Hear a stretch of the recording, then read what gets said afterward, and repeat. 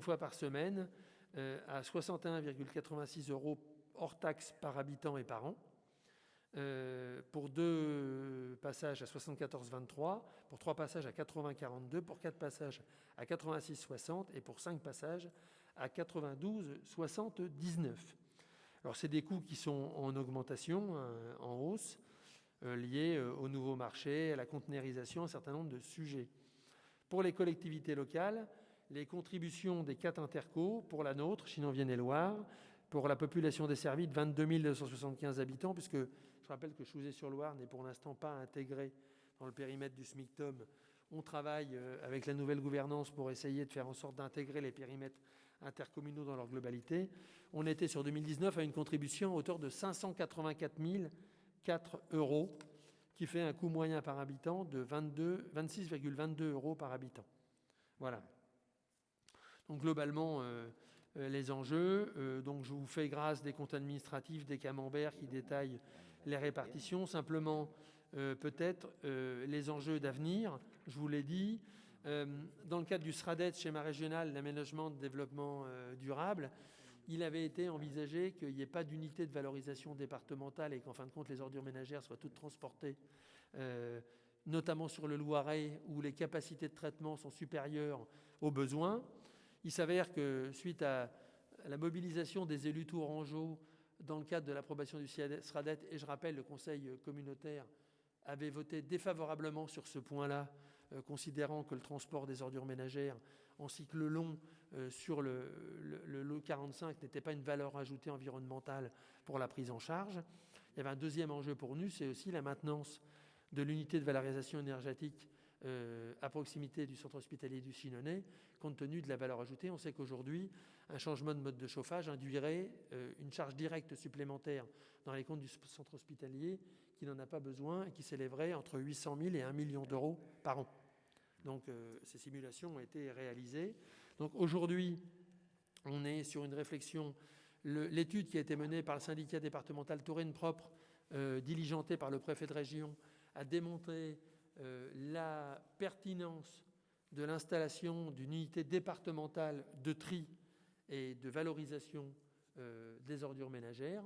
Donc il y a une réunion le 5 novembre prochain pour l'installation d'une SPL qui va piloter à l'échelle du département cette structure. En tout cas, la réflexion est engagée.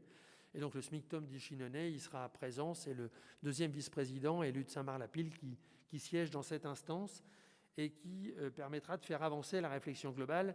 L'objectif étant évidemment, à moyen terme, de faire chuter les coûts de traitement et de collecte en améliorant la revalorisation, mais aussi en optimisant les coûts de collecte et de traitement. Et par exemple, pour faire un rapide retour global, on sait qu'aujourd'hui, une tonne d'ordures ménagères traitées dans le SMICTOM, elle revient entre 180 et 190 € annuels. Aujourd'hui, sur l'unité Tourangelle, elle est aux alentours de 130 €. Donc le coût d'objectif devrait nous permettre, à moyen terme, dans le cadre d'une structure départementale, de réduire le coût d'objectif de traitement de nos ordures ménagères. Vous le savez, depuis plusieurs années, on demande de plus en plus à nos usagers de traiter plus, de récupérer plus.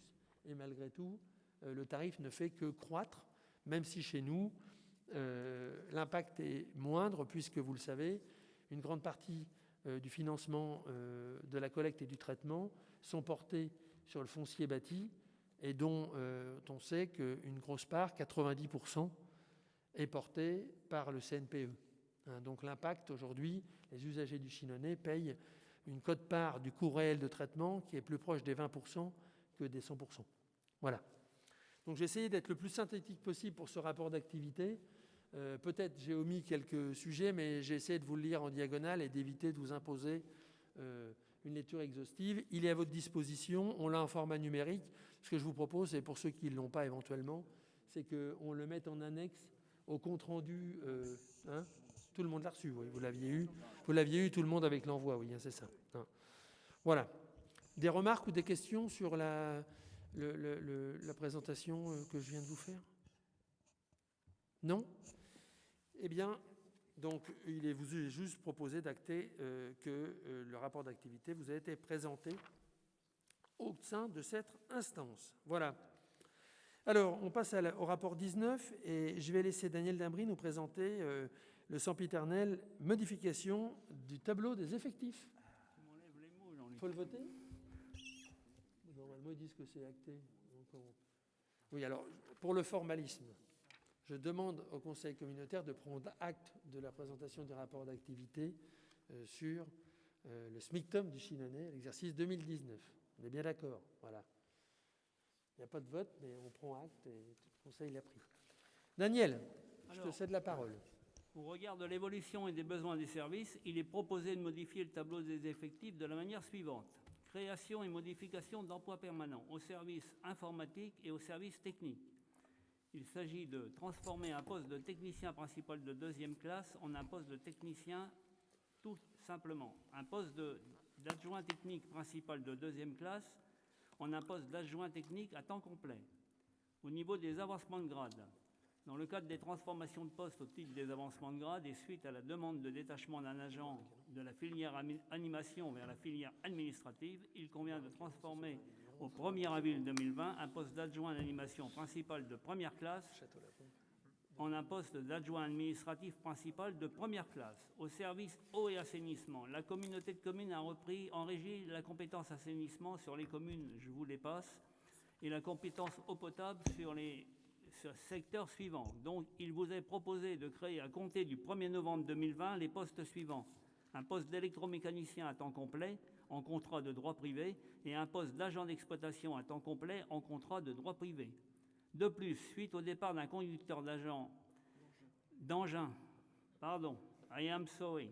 et à la procédure de recrutement qui vient d'être finalisée, il convient de modifier à compter du 1er novembre 2020 le poste existant qui était un poste de droit privé pour le transformer en un poste de droit public sur le grade d'adjoint technique à temps complet.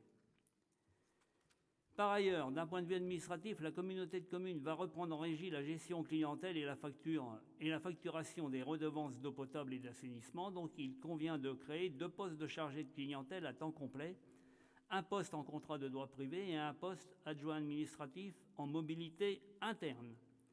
Finances, eau et assainissement, dans la poursuite de l'organisation et de la restructuration du service assainissement, il est proposé de créer à compter du 1er novembre un poste d'adjoint administratif à temps complet rattaché hiérarchiquement au service des finances, mais déconcentré au sein du service eau et assainissement.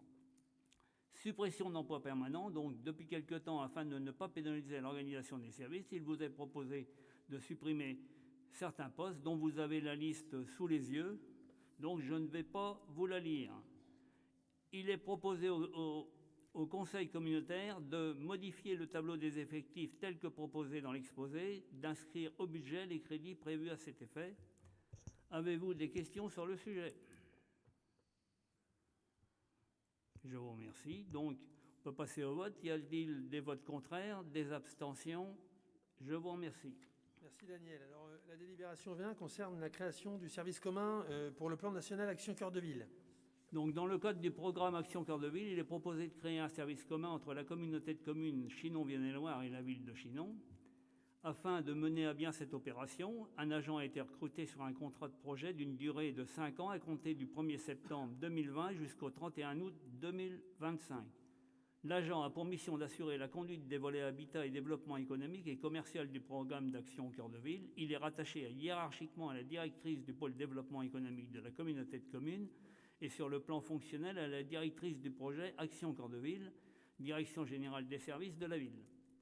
La convention à intervenir entre la communauté de communes Chinon-Vienne-et-Loire est jointe en annexe. Donc, il vous est proposé d'approuver la création du service commun Action Cœur de Ville entre la communauté de communes Chinon-Vienne-et-Loire et la ville de Chinon, d'inscrire au budget les crédits nécessaires, d'autoriser Monsieur le Président ou le vice-président délégué à signer la convention.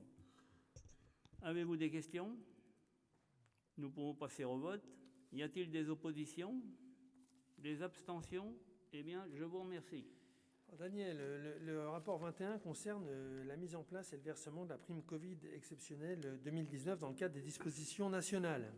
Donc, il vous est proposé d'instaurer la prime exceptionnelle Covid-19 afin de valoriser un surcroît de travail significatif ou une exposition particulière durant cette période au profit des agents particulièrement mobilisés. Donc, il appartient au Conseil communautaire de déterminer le montant et les modalités d'attribution. Il est précisé qu'un travail d'harmonisation des pratiques a été effectué avec le CIAS et la ville de Chinon afin de proposer d'appliquer les mêmes règles sur les 3 entités. Donc, sur la période de confinement, il y a le critère 1, agent ayant exercé des missions au contact du public et potentiellement exposé. Le critère 2, agent ayant été soumis à une surcharge de travail ou à des sujétions exceptionnelles. Donc, vous avez le tableau des modalités d'application. Donc, les critères 1, en fonction de la durée, la prime varie de 50 à 400 €. Le critère 2, c'est suivant le nombre de sous-critères remplis. Il y a 1 ou 2 sous-critères, il y a 200 €. Il y a plus de 2 sous-critères, il y a 400 €. Cette prime sera versée en une fois fin novembre. Elle est exonérée d'impôt sur le revenu et de cotisation de contribution sociale. Donc, il vous est proposé d'instaurer une prime exceptionnelle en faveur des agents fonctionnels contractuels de droit public, particulièrement mobilisés selon les modalités définies ci-dessus, d'inscrire au budget les crédits prévus à cet effet. Donc, nous avons sur la communauté de communes 66 agents qui vont bénéficier de cette prime, 54 sont en catégorie C, 3 sont en catégorie B et 9 sont en catégorie A. Et le montant global de la prime est de 8 700 €. Est-ce que vous avez des questions? Eh bien, on peut passer au vote. Y a-t-il des oppositions? Des abstentions? Merci. Alors Daniel, tu dois nous faire un point concernant les modalités d'application pour le temps de travail à temps partiel. Alors, le temps partiel est un aménagement de temps de travail. Il est demandé par l'agent et autorisé pour une durée déterminée. La réglementation fixe un cadre général, mais il appartient à l'Assemblée de fixer les modalités d'application locale après avis du CT. Donc, le décret autorise des agents à cumuler la période non travaillée de leur temps partiel annualisé sur une durée limitée dans le temps. Il s'agit d'un congé de maternité, d'adoption de paternité et d'accueil de l'enfant. L'agent peut ainsi bénéficier d'une période d'absence supplémentaire sans pour autant voir sa rémunération suspendue. Vous savez, les agents qui sont en temps partiel, annualisé, normalement, ils ont un cycle de travail normal. Lorsqu'ils sont à l'issue d'un congé de maternité, d'adoption ou de paternité, ils peuvent cumuler leur jour de temps partiel sur une certaine période sans perte de salaire. Voilà, c'est la modification du décret telle qu'elle est parue dernièrement. Donc, les temps partiels, le temps partiel annualisé correspond à un cycle d'1 an. Donc, les quotités, c'est 60%, 70%, 80% et 100%. Donc, il convient d'ajouter cette nouvelle modalité d'application de temps partiel. C'est pour ça que c'est un nouveau décret. Voilà. Je vais tourner la page, je vous remercie. Donc, il y a 2 types de temps partiel, le temps partiel sur autorisation et le temps partiel de droit. Donc, ce qui vous est demandé là, c'est de préciser qu'il appartiendra à l'autorité territoriale d'accorder les autorisations individuelles en fonction des contraintes liées au fonctionnement des services dans le respect des dispositions législatives, réglementaires et de la présente délibération. De dire que la présente délibération annule et remplace la délibération du 9 juillet 2014. J'ai mis un coup de fusil.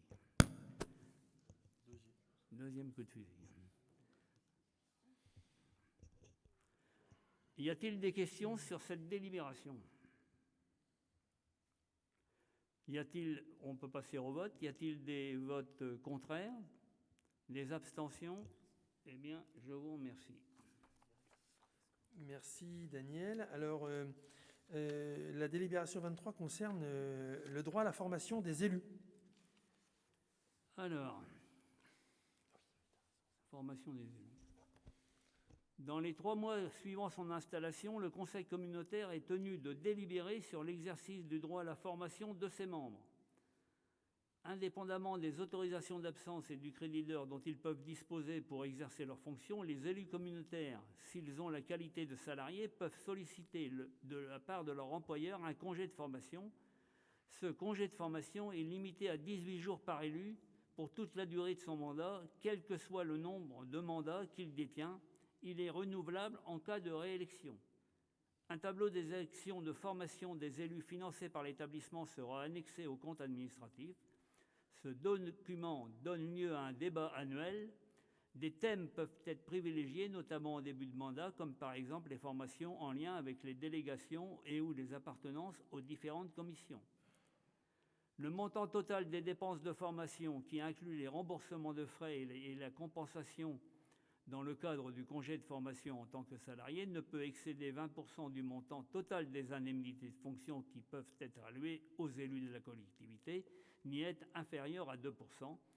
Il vous est proposé que les crédits ouverts au budget pour la formation des élus soient fixés à hauteur de 5% de l'enveloppe des indemnités de fonction. Donc, il vous est proposé d'adopter la possibilité pour chaque élu de bénéficier pour la durée du mandat des droits à la formation selon ses souhaits et à la condition que l'organisme soit agréé par le ministère de l'Intérieur, d'approuver le montant des dépenses totales à hauteur de 5% des indemnités susceptibles d'être allouées aux élus, d'inscrire au budget les crédits prévus à cet effet. Est-ce que cette délibération suscite chez vous des questionnements? Non. Nous pouvons passer au vote. Y a-t-il des oppositions? Des abstentions? Eh bien, je vous remercie. Merci Daniel. La délibération 24 concerne donc la mutualisation concernant la formation pour les risques psychosociaux, donc pour les membres des CHSCT. Voilà. Les représentants du personnel membres du CHSCT bénéficient en sus de leur formation initiale obligatoire de 3 jours, de 2 jours de formation laissés au choix, utilisables en fractionné ou non. Sur demande des représentants, il est prévu d'organiser, des représentants syndicaux bien évidemment, il est prévu d'organiser une de ces journées en intra sur la thématique des risques psychosociaux. Dans la continuité de la formation annuelle, il a été proposé aux communes de Chinon et d'Avoine de mutualiser cette formation, ceci ayant fait remonter le même besoin. L'action de formation concernerait donc 24 agents, 6 d'Avoine, 8 de Chinon et 10 de la communauté de communes. Afin de privilégier les débats et afin de respecter les mesures sanitaires mises en place dans le cadre de la pandémie Covid-19, le groupe sera réparti en 2 sessions d'une journée. Il est donc proposé au Conseil communautaire d'approuver le principe d'adhésion de la mairie d'Avoine et de la mairie de Chinon au groupement de commandes initié par la communauté de communes pour la formation d'un RPS à destination des membres du CHSCT, d'autoriser le président ou le vice-président délégué à signer la convention, d'inscrire les crédits nécessaires au budget. Avez-vous des questions?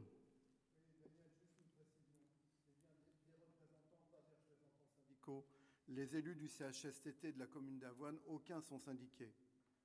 Ah. Donc c'est bien des représentants. C'est bien des représentants. Voilà. I am sorry, Didier. Très bien. D'autres précisions? Daniel, je te laisse conclure. Y a-t-il des oppositions? Des abstentions? Merci. Alors, on arrive sur la mise en place de la charte d'utilisation des véhicules de la communauté de communes. Alors, jusqu'à ce jour, il n'existait pas d'écrit fixant les conditions d'utilisation des véhicules de service. Donc, la charte, il vous est proposé donc une charte qui a pour objectif de fixer un cadre commun qui rappelle ce qu'il faut entendre par véhicule de service, les conditions d'utilisation, les procédures à suivre en cas d'incident, les responsabilités de chacun. Elle rappelle que le véhicule de service est une image de marque de la collectivité. Il en découle, entre autres, le bon état visuel du véhicule, le respect du code de la route et des règles de courtoisie. Pour les conducteurs, l'utilisation du véhicule suppose entre autres, je vous fais grâce de toute la lecture. La charte précise également les passagers autorisés à monter dans le véhicule, la procédure à suivre en cas de congé ou d'absence prolongée. La procédure à suivre pour réserver un véhicule mutualisé, elle se veut un document support qui vise à sécuriser les pratiques en cas de panne et d'accident. Enfin, elle rappelle les responsabilités en cas d'accident. Il est proposé aux membres du Conseil communautaire, vu les avis favorables du comité technique du 7 octobre et de la commission ressources humaines du 13 octobre, d'adopter la charte d'utilisation des véhicules de service qui sera mise en œuvre dans les meilleurs délais après une action de communication auprès des services. Vous avez en pièce jointe donc la charte des véhicules et vous avez également en pièce jointe le carnet de bord que vous avez toutes les rubriques du carnet de bord, donc qui sera mis en service le plus tôt possible pour une bonne gestion des véhicules de la communauté de communes. Voilà. Et surtout que chacun essaye de respecter, quand il sort d'un véhicule, qu'il ne laisse pas diverses choses dans le véhicule et que le véhicule reste en permanence propre. Voilà. Donc, nous espérons que tout le monde jouera le jeu. Avez-vous des questions sur ce sujet? Je vois une dame là-bas qui dit non. Alors, on peut passer au vote. Y a-t-il des oppositions, des abstentions? Eh bien, je vous remercie. Merci, Daniel.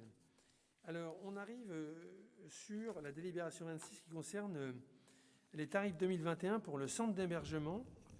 Et je vais laisser Denis, qui excelle dans cet exercice, nous en présenter le détail.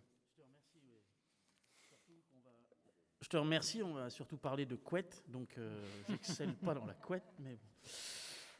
Alors, effectivement, lors du conseil communautaire du 10 juin dernier, nous avions adopté les tarifs pour l'année 2021 pour le centre d'hébergement à Avoine. Depuis, la crise sanitaire est passée par là. Or, il s'avère que dans le protocole que nous a proposé l'État, nous n'avons plus la possibilité d'utiliser les actuelles couvertures, mais il faut les remplacer par des couettes. Si. Et donc, beaucoup plus facile à entretenir. Donc, le prestataire auquel nous avons fait appel nous propose donc de nous fournir les couettes gratuitement. Par contre, nous avons un coût d'entretien pour les housses de couettes qui est donc de 2,15 € l'unité, alors qu'il était donc de 1,12 € pour le drap simple. Ce changement génère un surcoût que nous proposons de répercuter à hauteur de 1 € par nuit. C'est pourquoi les tableaux que vous voyez en dessous, il y a eu un changement pour le tarif de nuit. En plein tarif, c'est passé de 10 à 11 €. Et pour les associations, c'est passé de 8 à 9 €. Voilà les changements qui ont eu lieu par rapport à ces tarifs 2021 liés à ces problèmes de couette. Avez-vous des questions, des remarques? Non? Bon, je propose qu'on vote. Donc, y a-t-il des avis contraires pour ces nouveaux tarifs? Des abstentions? Non. Eh bien, je vous remercie. Alors, on arrive à deux délibérations qui vont conclure notre ordre du jour. Et je vais laisser Francine Henry nous présenter la première qui concerne les demandes de subvention pour l'acquisition de pièces d'art contemporain à l'écomusée du Véron. Non, c'est lui qui...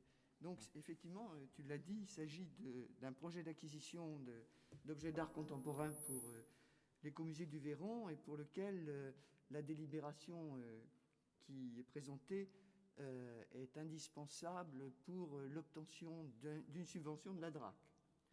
Donc, il s'agit effectivement d'une acquisition, comme je le disais, et pour cette acquisition, il y a un cahier des charges relatif à un plan d'acquisition et de restauration va être validé par un COPIL qui est en cours de constitution dans le cadre notamment du projet scientifique et culturel qui est en cours d'élaboration entre les deux musées, celui du Carrois et celui de l'écomusée. Donc la directrice de l'écomusée a présenté le projet lors du comité. Un soutien à hauteur d'au moins 50% de l'achat a été sollicité. Les œuvres créées sont les œuvres de l'artiste Florent Lamourou et elles ont été réalisées pendant le temps de sa résidence à l'écomusée. Elles vous sont décrites ensuite. Il s'agit de boules à neige qui seront installées sur le sable de Vienne et intégrées au parcours de visite. Elles ont, vous voyez les dimensions, et la valeur est 5 000 €. En ce qui concerne la deuxième œuvre, il s'agit d'une balise constituée par des bobines de fil plastique réalisées par la fonte d'une balise routière qui sera insérée dans le paysage, et la valeur est de 3 000 €. Ces pièces seront intégrées bien entendu à l'inventaire. Il vous est donc proposé d'approuver l'acquisition de ces pièces d'art contemporain dans le cadre du projet scientifique et contemporain de l'écomusée, d'intégrer ces pièces à l'inventaire, de solliciter la subvention auprès de la DRAC et d'autoriser Monsieur le Président ou moi-même à signer tout document nécessaire à l'acquisition de la présente, à l'exécution de la présente délibération. Y a-t-il des questions? Y a-t-il des oppositions? Des abstentions? Merci. La délibération 27.2 concerne le paiement d'un forfait de défraiement de l'artiste Sacha Guyon dans le cadre du festival Voyage en guitare qui s'est déroulé le 3e week-end de septembre dans le cadre des festivités aussi du patrimoine. Oui, là il s'agit d'un problème qu'on a rencontré parce que le contrat avec ces artistes comprenait le dédommagement des frais de déplacement, mais comme leur prestation en ce qui concerne la partie artistique est réglée grâce à des contrats dits GUSO, ces contrats dits GUSO ne portent que sur le paiement, bien entendu, de la prestation et les cotisations sociales, notamment celles des artistes. Or, il n'est pas possible d'intégrer dans le GUSO le paiement des frais de déplacement. Donc Sacha Guyon est un des artistes musiciens de la LOMA qui a conclu un GUSO avec la collectivité, pour lequel la collectivité s'est engagée à verser un forfait de défraiement de 100 € pour cette prestation. Ce sont des frais de déplacement. Or aujourd'hui, la collectivité ne peut pas, pour les raisons que je viens de vous indiquer, lui verser ce forfait sans justificatif. Il faut donc une délibération. Il est donc proposé au Conseil communautaire d'approuver le paiement d'un forfait de défraiement de 100 € à Sacha Guyon. Vous avez des questions? Des oppositions? Des abstentions? Je vous remercie. Merci Francine. Alors nous arrivons au terme de notre ordre du jour. Avant de conclure, simplement des éléments d'information importants. Vous le savez, la communauté de communes Chinon-Vienne-et-Loire avait engagé un recours contre l'État au travers des prélèvements qui est opéré notamment dans le cadre de la contribution au redressement des finances publiques, la fameuse CRFP, dont je rappelle qu'elle pèse près de 800 000 € chaque année dans le budget de l'Interco, et sur le fait qu'il y avait un traitement inéquitable entre les collectivités locales au regard de ce prélèvement qui portait atteinte à l'autonomie financière et donc à la capacité, à l'équité fiscale des collectivités locales. Donc la saisine a été déposée le 29 juillet dernier. Le Conseil d'État s'était prononcé favorablement pour que le Conseil constitutionnel puisse être saisi dans le cadre de cette demande. Et le Conseil constitutionnel s'est réuni le 15 octobre dernier et a décidé que le prélèvement était non constitutionnel et qu'il n'était pas du tout conforme à la loi. Donc la requête que nous avions faite contre l'État, nous avons gagné en instance au Conseil d'État sur ce point. À savoir que, pour ceux qui avaient suivi, Anthony nous avait démontré dans un tableau d'analyse qu'au regard des autres intercommunalités qui pouvaient être concernées, certaines, comme la nôtre, étaient exclues du dispositif de dotation globale de fonctionnement, mais étaient largement ponctionnées dans le cadre du FPIC et d'autres dispositifs comme le CRFP. Il s'avère que ces modalités, n'étant pas lisibles et en tout cas proportionnelles à ce qu'étaient les recettes de certaines collectivités, puisque par exemple la communauté de communes du Grand Dunkerque qui a exactement le double de potentiel fiscal d'une autre. Alors nous, on est dans la 10e intercommunalité la plus riche de France.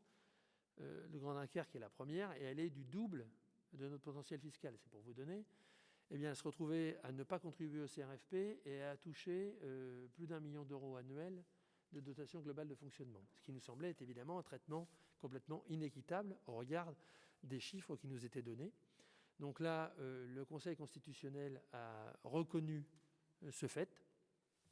Bon, il a pris une mesure un peu particulière. Je vais laisser techniquement notre expert, directeur général des services, Anthony Papin-Puren, qui, je le rappelle, est docteur en droit des collectivités locales, et qui maîtrise ces sujets un peu mieux que je ne pourrais le faire. En tout cas, nous expliquer d'abord la nature de l'arrêté qui a été pris la décision qui a été prise par le Conseil constitutionnel et les incidences qu'elle pourrait avoir aujourd'hui, et surtout demain, dans le cadre du projet de loi de finances 2021 à l'Assemblée nationale et au Sénat, puisque évidemment, le prélèvement qui est opéré, normalement, sous cette forme, n'est plus recouvrable, et donc nous devrions, je rappelle, c'était sur l'exercice 2019, donc on devrait récupérer la somme au 2019, et au titre de 2020, on devrait ne pas être prélevé.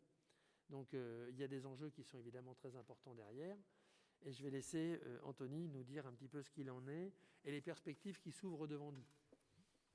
Je vous remercie, Monsieur le Président. Oui, donc c'est une bonne nouvelle, a priori, comme ça, mais on peut se dire que si la disposition législative a été déclarée inconstitutionnelle, la conséquence, c'est qu'on devrait récupérer les 800 000 euros. Mais le juriste que je suis vous avertit tout de suite que ce n'est pas le cas. C'est qu'il y a aujourd'hui... le Conseil constitutionnel a bien statué, effectivement, en déclarant la disposition inconstitutionnelle, mais n'a pas donné tous les effets escomptés à cette abrogation. Cette absence de vigueur de cette disposition législative, puisqu'aujourd'hui elle n'est plus en vigueur, et considère qu'au vu des conséquences que seraient sur les finances publiques nationales, il n'y a pas d'effet pour contester finalement sur le fondement de cette inconstitutionnalité les prélèvements effectués. Sauf peut-être en ce qui nous concerne, puisque c'est nous qui sommes à l'initiative évidemment de cette abrogation, on va dire. Et là, on aura peut-être un effet utile immédiat. Mais ça sera le Conseil d'État qui va maintenant statuer pour savoir si donc on peut récupérer les 800 000 euros pour 2019. Il y a un autre élément aussi, c'est que normalement ça vaut pour l'avenir, donc pour les années suivantes, puisque ce prélèvement était pérenne. Ça, en tout cas, la disposition aujourd'hui a été reprise en fait par la loi de finances 2019 pour 2020, pour cette année.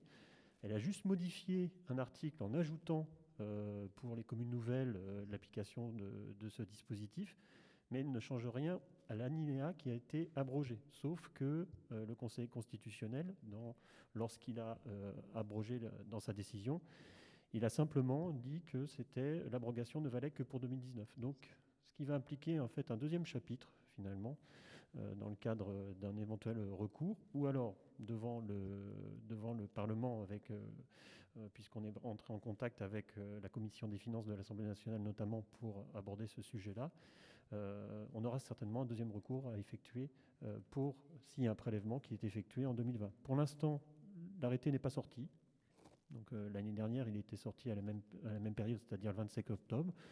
Là, pour l'instant, il n'a pas été pris, mais peut-être qu'il y aura un nouveau recours à faire, puisque c'est exactement la même disposition qui s'applique, sauf qu'elle devrait être abrogée aussi pour 2020.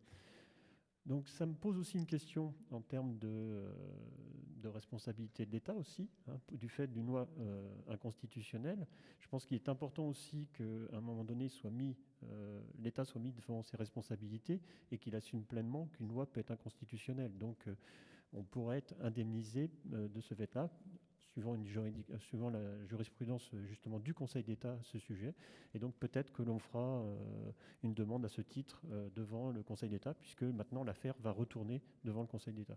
Donc vous voyez, c'est très compliqué, c'est très long, mais aujourd'hui on a déjà abouti à un premier palier. C'est une victoire un peu à la Pyrrhus, on va dire, mais en espérant que nous, on est déjà, si on nous restitue déjà les 800 000 euros, ça serait très bien, puisque c'est inconstitutionnel. Donc moi, je ne vois pas comment on pourrait ne pas avoir d'effet, en tout cas en ce qui nous concerne.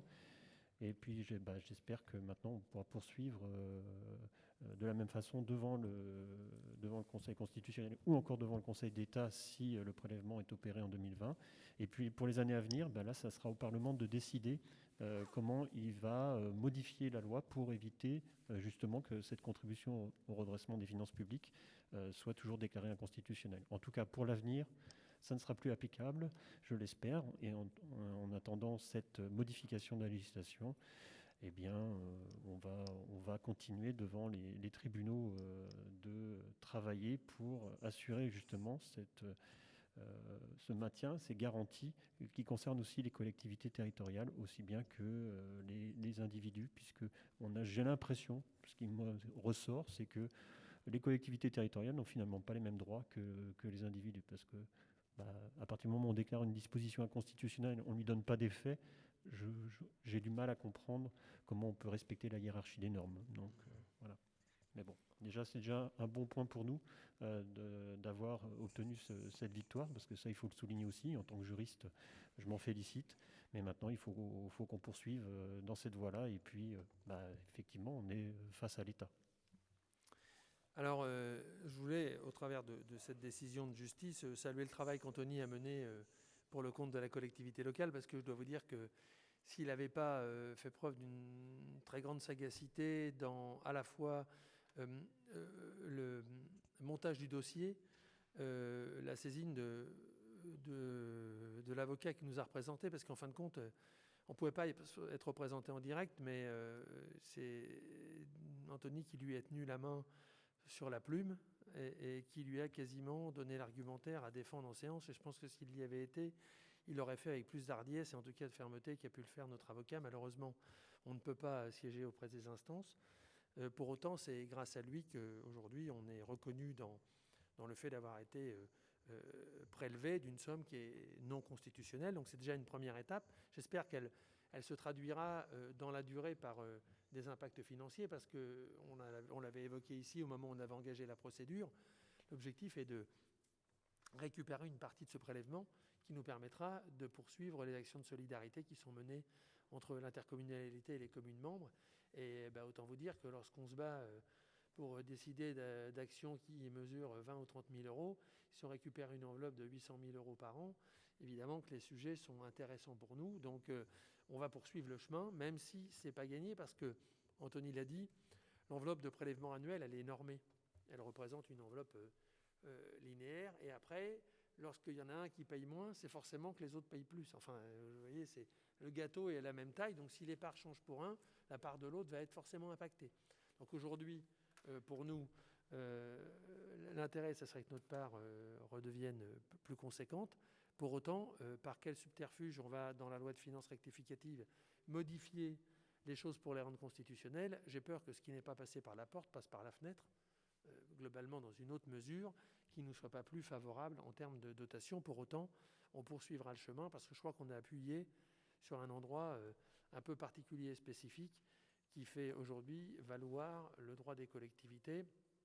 Et globalement, quand on regarde, on se dit que, sans voir le mal où il n'est pas, les collectivités locales qui ont bénéficié de ces largesses sont celles dont les responsables étaient peu ou prou assez proches, en tout cas de la gouvernance nationale, dans les instances, qu'elles soient étatiques ou en tout cas en proximité. Je pense au comité des finances locales, puisque, pour s'en donner le nom, mais quand je vous ai parlé de Dunkerque, vous connaissez le maire emblématique de Dunkerque qui a porté ces mesures, ou la communauté d'agglomération du Havre. Là aussi, je ne fais pas de dessin non plus, mais bon, qu'il laisse supposer qu'évidemment, les territoires ruraux ne sont pas forcément traités de façon équitable au regard de ce qu'il y a là, et donc le coin qu'on vient de mettre dans cette brèche nous laisse espérer un rétablissement de l'équité de traitement.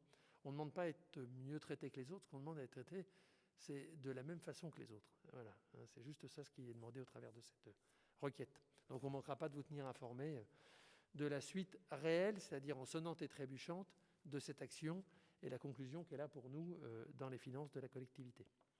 Voilà. Nous arrivons au terme de l'ordre du jour. Est-ce qu'il y a des demandes particulières de prise de parole? Non. Eh bien donc un rappel. Oui, pardon. Oui.